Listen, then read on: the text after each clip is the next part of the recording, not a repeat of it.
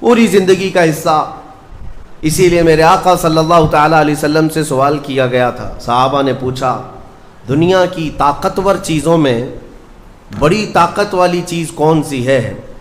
ترتیب وار حضور اکرم صلی اللہ تعالیٰ علیہ وسلم نے ارشاد فرمایا لوہا ہے. لوہا بہت مضبوط چیز ہے. صحابی نے پوچھا کیا اس سے بھی زیادہ طاقتور کوئی چیز ہے؟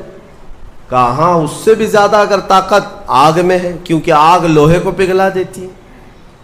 پوچھنے والے نے کہا کیا آگ سے بھی زیادہ طاقت کسی میں ہے؟ حضور نے فرمایا ہاں پانی میں ہے، پانی آگ کو بھی بجھا دیتا ہے. پانی کی طاقت بہت زیادہ ہے. سونامی پانی ہی سے تو آتا ہے. اور اس کے بعد پھر پوچھنے والے نے کہا کیا پانی سے بھی زیادہ طاقت کسی کی ہے؟ آپ صلی اللہ علیہ وسلم نے فرمایا ہاں دنیا میں سب سے زیادہ طاقت ہوا کے اندر ہے. وہ پانی ہو کہ لوہا ہو کہ آگ ہو، سب کو ہوا اڑا لے جاتی ہے. اور ہوائیں جب جوش میں آئیں یا جلال میں آئیں تو بڑے بڑے پہاڑ بھی کھسک سکتے ہیں. ہواؤں کی طاقت کا اندازہ تم نہیں لگا سکتے.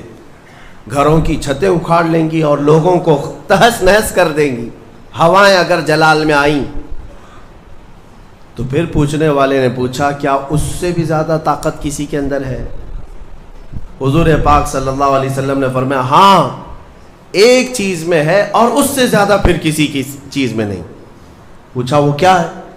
میرے آقا صلی اللہ علیہ وسلم فرماتے ہیں اس ہاتھ میں ہوا سے زیادہ طاقت ہے جو اللہ کی راہ میں عطا کیا تو دوسرے ہاتھ کو خبر نہ ہوگی.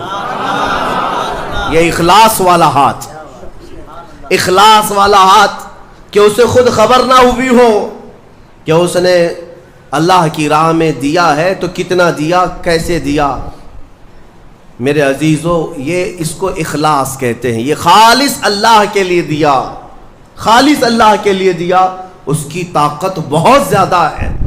اب آپ کو میں وہ نکتہ بھی سمجھا دوں. اولیاء اکرام کی کرامتیں سنتے رہتے ہیں. میاں وہ کیا کھا کر کے اتنی طاقت بنائے تھے؟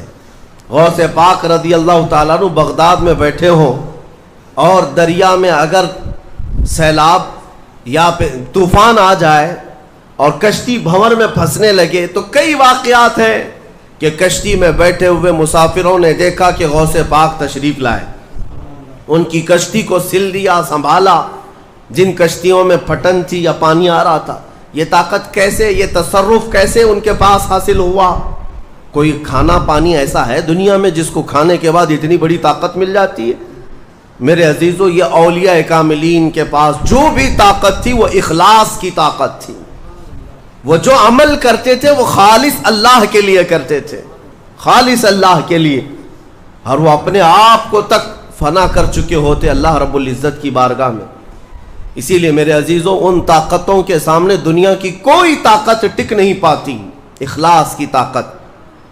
آج تم کر کے تو دیکھو، اللہ رب العزت کی بارگاہ میں اگر مخلص ہو گئے تو شیطان جو چیلنج کر کے آیا تھا اللہ کی بارگاہ میں، لَأَقْعُدَنَّ لَهُمْ صِرَاطَكَ الْمُسْتَقِيمَ، مولا میں تیرے سیدھے راستے پر بیٹھ جاؤں گا، جو بھی تیرے سیدھے راستے سے گزرے گا میں اس کو بہکاؤں گا. کبھی دائیں جانب سے، کہیں بائیں جانب سے، کبھی آگے سے، کبھی پیچھے سے. قرآن کی آیت میں بتا رہا ہوں آپ کو، 8ویں پارے میں اللہ نے فرمایا شیطان یہ چیلنج کیا اللہ سے، قیامت تک تو مجھے مہلت دے دے میں تیرے بندوں کو بہکاؤں گا. اور پھر اللہ تبارک و تعالیٰ سے وہ کہتا ہے کہ ان سب کو سیدھے راستے سے میں ہٹاؤں گا.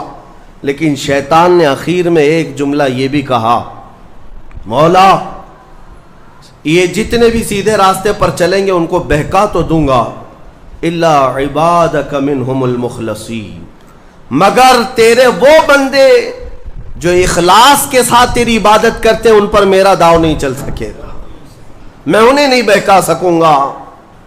اب اندازہ کرو کہ شیطان جس کے پاس ساری طاقتیں آ جاتی ہیں باطل طریقے سے وقتی طور پر، وہ عاجز آ گیا تو پھر دنیا کی یہ چھوٹی موٹی طاقتیں تمہارا کیا بگاڑ لیں گی؟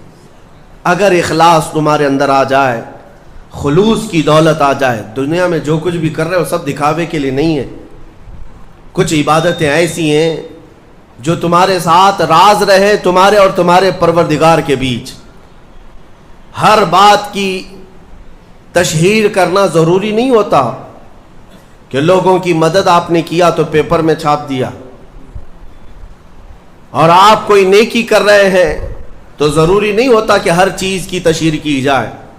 ہاں کچھ چیزوں میں حکمت اور مصلحت ہو سکتی ہے کہ لوگوں کو نیکی کی طرف بلانے کے لیے اعلان کیا گیا ہو، لیکن ہر چیز میں نہیں. عزیزان گرامی وقار، اخلاص جب کسی کے پاس ہو تو ایک اور حدیث میں آپ کو بتا دوں، بندے جو عبادت کرتے ہیں نا